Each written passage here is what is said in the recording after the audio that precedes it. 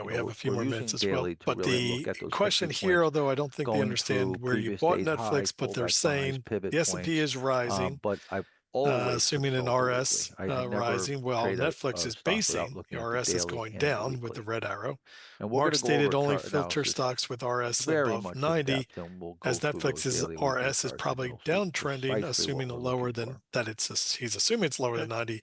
Is Uh, holding a question stock being with less than asked, 90 okay? if you're a swing Well, trader, first of all, can you it was depend above 90. purely on the That's number chart one. without looking at any of the And fundamentals? so, and I I think you explained can on depend how purely on the this chart is if a you're a long-term phenomenon that investor, can a day happen trader, where or when a a swing stock trader. To be honest with you, I drastically mean, I outperforms would on the first leg I would up, do coming just off of fine a if I correction, the just market can play these catch charts. up, and it'll I look don't like it's even know if underperforming I while would it do better. bases, when in fact it's not, because it already outperformed, and it's just marching to its own drummer.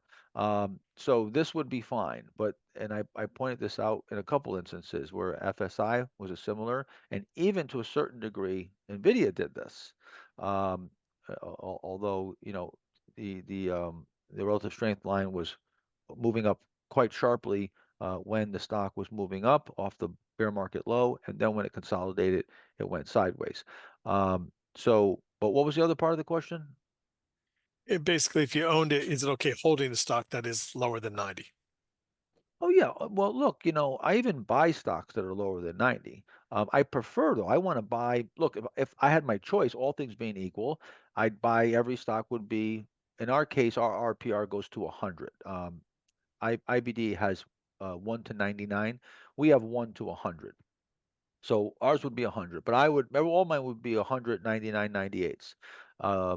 IBD would be 99, 98s, 97s. I would have a stable of top 2 or 3%. But there's great opportunities that have even lower, RSs than that. So even if you have an 85, it's still buyable. We definitely want to be though above. Our cutoff is 70. Our RPR, we want to be above 70. We don't want to trade anything below 70. And then if it breaks below there, that's a violation. That's a pretty big violation. But you should shoot for having the majority of your stocks being 89 and above. Try to keep them in the 90s. This stock would have easily been. I mean, look, it tripled off the lows, guys. This is like a Oh, contest. I think it was at 98 actually at that Yeah, point. well, Yeah, then it was a 99 or 98. So that didn't do anything to right. to change that. On page 150, is this person's asking, trying to get more understanding of confirming, coincident, predictive? Is this a confirming stock? This would be more of a confirming stock, yeah, because you see it's breaking out after the market troughs out and starts coming up that right side, not off the lows, not prior to the lows. A predictive would be when it breaks out before the market makes another low. And then when the market makes another low, it just pulls back. And then as it comes off the lows, it'll move higher and maybe move off the second base or after a natural reaction. This stock kind of bottom very close, just a little after, and really is moving more coincident with the index. But look at the leverage you got, right? This stock went up 100 points when the market obviously didn't go up anywhere near that percentage.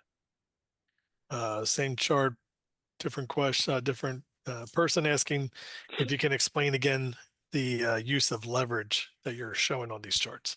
No, there is no use of leverage. Again, you guys, that's why I tell you, you got to take notes, you got to pay attention, and you got to make sure you don't miss any slides or any sessions. This is just the opposite. What we talked about is the leverage you get on the market, right? Where the market goes up maybe 10, 20, 30% here, but a stock goes up 100, 200%, you're getting leverage by trading stocks and trading them from trading leaders. You get big moves in the stocks, and that's how I get my leverage. I get my leverage by being in strong, fast growing, fast moving stocks, momentum at the right time. That's what gives me my leverage. Where then the cool thing about that is I get the upside alpha, the upside leverage, without the downside. Remember, I said margin increases your upside, but it increases your downside equally. So you really didn't get anywhere. I want to increase my upside while reducing my downside.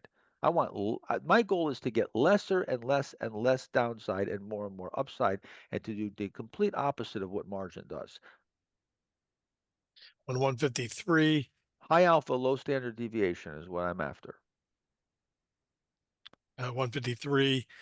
We're going to get into selling next weekend, but the question here is, considering that there were several new buy points, are you taking profits quickly and then buying them? What 153 did you say? Yeah. Yep. Are you considering there are multiple buy points? Are you taking profits and then buying back with each new setup? And how do you know where to take profit in stage 2 uptrends? We're going to definitely get to selling Well, next we're going to weekend. get to selling, and also, I'm not going to tell you I do it one way because I don't do it just one way. Sometimes I Yeah. take profit, sometimes I don't.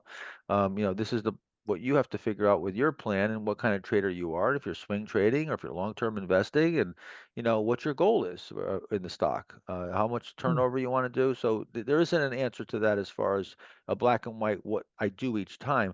But as far as the sell rules, we have a whole section on sell rules that comes up next week. Yeah. And that's going to hit our spot here for today. Got through a tremendous number of questions again, and we will still have more time next Saturday. After day 3, we have another scheduled Q&A. So, of course, we'll go over material and questions from that day's material, but also anything on day 1 and 2 we can answer, as well as the live trading day. With that, Mark, the Okay. quick housekeeping again, the same credentials will be what you use for the second presentation that will start this evening, 6 p.m. New York time, Eastern time, 2 hours from now. And it will be the exact same presentation with the same breaks and Q&A at that time. Also, a reminder for next Saturday, November 15th, day 3 of the 2025 Master Trader Program, 9:30 a.m. start New York time, Eastern time, with the same credentials, regardless of what Zoom may be saying. Those are the times that you have from my itinerary that I sent to you. I see the Giants are actually beating the Bears with less than 3 minutes to play, but the Bears just got the ball back. And I'm going to see if they can pull it out or if Mark, Richie, and me are both going to be subject to the Giants beating us this year. So, with that, Probably, but yeah, take care, everybody. thank you, Mark and Mark, for both of your times and everybody joining us today. And we'll see you in a couple hours on the second presentation. Otherwise, we will see you Saturday for day 3's curriculum. And get your rest, get your brain Yep. absorbing this information. Enjoy the week. You have a whole week to think about this, look at the slides, trade, experience, and we'll get to the rest of the material next week. And I assure you, it gets better. It gets better. It gets even more interesting, and it definitely gets more eye-opening. When we get to day 4, it's off the charts. That's all I can tell you. It's really something else. So if you haven't seen it before, you're going to be blown away. I assure you. So just get some rest and enjoy the week, and I'll see you next week. And those of you members, we'll see you tomorrow for live Q&A at 11:30 a.m. Eastern Time. We'll be live. Myself, Mark Ritchie, Bob Weissman. And I already did the weekend video, so that was posted, and that's it. Go Eagles. Okay, have Take care, fun. guys. See ya. Bye-bye. Recording stopped. I will close the room now. We'll pick it back up at 6 o'clock Eastern. Again, I'll open the room a few minutes early. You're welcome, Leon. And no, if your questions were emailed to me, I have them all. And hopefully you did send emails, not here on the chat. That will be lost if you type something here on the chat. You don't have a replay. It's a second presentation, Leon. So the only time you can watch the second presentation will be at 6 o'clock Eastern time, New York time tonight. That is in 2 hours from now. It's not a recording that you have access to. All right. With that said, enjoy.